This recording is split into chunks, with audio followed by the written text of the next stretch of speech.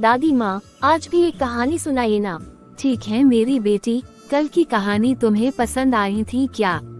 जी दादी माँ, अब तो आपकी कहानी सुने बगैर नींद ही नहीं आती। दादी माँ, मुझे भी सुनना है कहानी, सुनाइए ना प्लीज।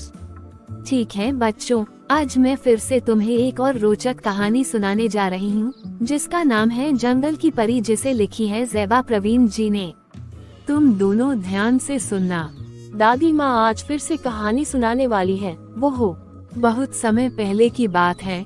चिंटू नाम का एक छोटा लड़का, जो लगभग 7 साल का था, एक छोटे से घर में रहता था। उसके माँ बाप नहीं थे। वह अपनी बूढ़ी दादी के साथ रहता था, जो हमेशा बीमार रहती थी। चिंटू अपनी दादी के लिए हमेशा जंगल से जड़ी बूटी लेने जाया करता था। उसकी दादी जड़ी बूटी खाकर थोड़े दिन तक तो ठीक रहती, लेकिन फिर से उसकी तबीयत खराब होने लगती। एक दिन उसकी दादी की तबीयत बहुत खराब हो गई। चिंटू दादी की खराब तबीयत देखकर फौरन जंगल चला गया। शाम का समय था और बादल भी खूब छाए हुए थे। बारिश होने की पूरी आशंका थी। चिंटू जब रास्ते में था तभी बारिश शुरू हो गई थी। बारिश बहुत तेज हो रही थी, इतनी तेज थी कि उसके लिए आंखें खोल पाना भी मुश्किल हो रहा था। जंगल में बरसात के पानी का कहीं कहीं ढेर लगा हुआ था। सारे छोटे छोटे पौधे पानी के अंदर छुपे हुए थे। चिंटू को बार बार उसकी दादी का बीमार चेहरा याद आ रहा था। चिंटू ने हार नहीं मानी, वो जंगल के और अंदर चला गया। दादी, जंगल में तो जानवर रहते हैं ना, तो क्या चिंटू को सब जानवर मिलकर खा जाएंगे? नहीं मेरे बच्चे, चिंटू बहुत होशियार था, उसे अपना बचाव करने आता था। दादी आप इसकी बात छोड़िए ना, बताइए आगे क्या हुआ। चिंटू की दादी ने उसे बताया था, जंगल के अंदर बहुत खतरनाक जानवर रहते हैं, इसलिए कभी भी जंगल के अंदर नहीं जाना। लेकिन अभी चिंटू को सिर्फ दादी की जड़ी बूटी लेना ही याद था। जंगल के भीतर बहुत बड़े बड़े पेड़ थे, मानो उससे पूछ रहे हो, बच्चे अकेले यहाँ क्या कर रहे हो? जंगल में चारों तरफ सन्नाटा पसरा हुआ था। पेड़ के पत्तों ने बारिश के पानी को कम कर दिया था। चिंटू को जड़ी बूटी नहीं मिली, वो बहुत निराश हो चुका था। तभी जंगली कुत्तों की भौंकने की आवाजें आने लगी। चिंटू को याद आया, उसकी दादी ने उसे बताया था, जंगली कुत्ते तभी भौंकते हैं जब आसपास कोई खतरनाक जानवर होता है। फिर क्या हुआ दादी? दादी, क्या जंगली जानवर चिंटू को नुकसान पहुंचाएंगे? नहीं मेरे बच्चों, तुम दोनों बिल्कुल ध्यान से सुनो। चिंटू के चेहरे पर पसीने की जैसे नदी बहने लगी। मन ही मन सोचने लगा कि किधर भागे। उसके दिमाग में पेड़ पर चढ़ने का आइडिया आया। वो झट से पेड़ पर चढ़ गया। जंगली कुत्ते उसी की तरफ आ रहे थे। चिंटू पेड़ के सबसे ऊपरी डाली पर जाकर बैठ गया। कुत्तों की झुंड पेड़ के आसपास आकर भौंक रहे थे। चिंटू का पैर डर के मारे कांपने लगा। उन बादलों के बीच कैसे रात हो गई पता भी नहीं चला। थोड़ी देर बाद बारिश थम गई। जंगल में अंधेरा भी कम नहीं था, लेकिन जुगनुओं की रोशनी पूरे जंगल को जगमगा रही थी। चिंटू ने देखा, जंगली कुत्तों के जाने के बाद वहां से एक शेर भी गुजरा। उसका डर के मारे हालत खराब हो रहा था।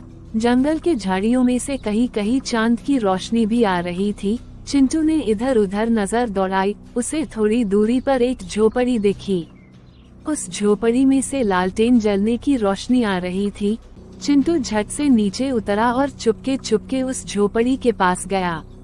वो झोपड़ी अंदर से बंद थी। चिंटू ने दरवाजा खटखटाया। एक बुढ़िया ने दरवाजा खोला। फिर से जंगली कुत्तों की भौंकने की आवाजें आने लगी। चिंटू जल्दी से अंदर चला गया और सारी बातें उस बूढ़ी औरत को बताने लगा, जो दोबारा जाकर रोटी सेकने लगी थी। चिंटू ने उससे पूछा कि वो इतने खतरनाक जंगल में अकेले कैसे रहती हैं। तब उस औरत ने उसे बताया कि इस जंगल के सभी जानवर उसके दोस्त हैं। चिंटू उसकी बातें सुनकर बहुत खुश हो रहा था और पूछने लगा कि जंगल का शेर भी उसका दोस्त है। उस बूढ़ी औरत ने उसे रोटी खाने के लिए दिया। चिंटू तो काफी देर से भूखा था, वो झटपट खाने लगा। आगे क्या हुआ दादी? वो बूढ़ी औरत कौन थी जो अकेले जंगल में रहती थी? चिंटू ने उसे अपनी दादी के बारे में बताया। बूढ़ी औरत ने उससे कहा कि जब वो सुबह यहाँ से जाएगा तो वो उसकी दादी के लिए जड़ी बूटी देंगी। चिंटू को बार बार छींकें आ रही थी। वो बरसात के पानी में बिल्कुल गीला हो चुका था। उसको बुखार भी हो रहा था। उस बूढ़ी औरत ने उसे बुखार के लिए जड़ी बूटी दिया। चिंटू जड़ी बूटी खाने के बाद सो गया। सुबह जब उसकी आंखें खुली तो उसने अपने सिर को दादी के गोद में पाया। चिंटू अपने घर कैसे पहुंचा? चिंटू उठते ही हैरान होकर दादी से पूछने लगा कि वो घर कैसे पहुंचा। दादी ने उसे सारी बातें बताई।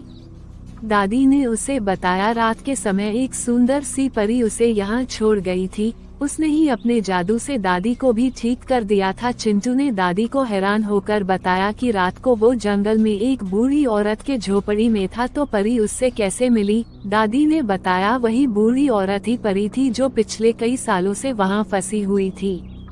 एक जादूगर उसे परियों के महल से अपहरण करके लाया था और उससे शादी करना चाहता था। जब परी ने उससे शादी के लिए मना कर दिया तो उसने उसे अपने जादू से एक बूढ़ी औरत बना दिया।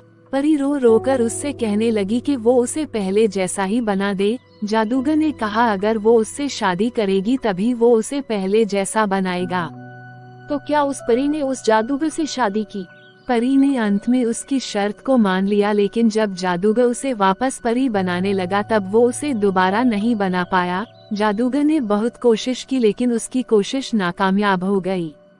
अंत में उसने उस परी को बताया कि अगर कोई इंसानी बच्चा उसे छूता है तो वो पहले की तरह बन जाएगी। जादूगर परी को जंगल में अकेला छोड़कर चला गया। तब से वो जंगल में ही रह रही थी और किसी इंसान के बच्चे के आने का इंतजार कर रही थी। जब रात को बूढ़ी औरत चिंटू का बुखार उतारने के लिए पानी की पट्टी चढ़ाती है तब वो दोबारा परी बन जाती है। परी हमेशा चिंटू से मिलने उसके घर आया करती थी और उसे बहुत सारी चीजें खाने को भी देती थी। परी अपनी जादू से चिंटू के घर को बहुत सुंदर महल में बदल देती हैं और उसकी दादी की बीमारी को भी ठीक कर देती हैं। चिंटू और उसकी दादी खुशी खुशी रहने लगते हैं। दादी कहानी तो बहुत अच्छी थी। हाँ दादी, सच में बहुत अच्छी थी। कल भी सुनाइएगा ऐसी ही एक और कहानी। ठीक है।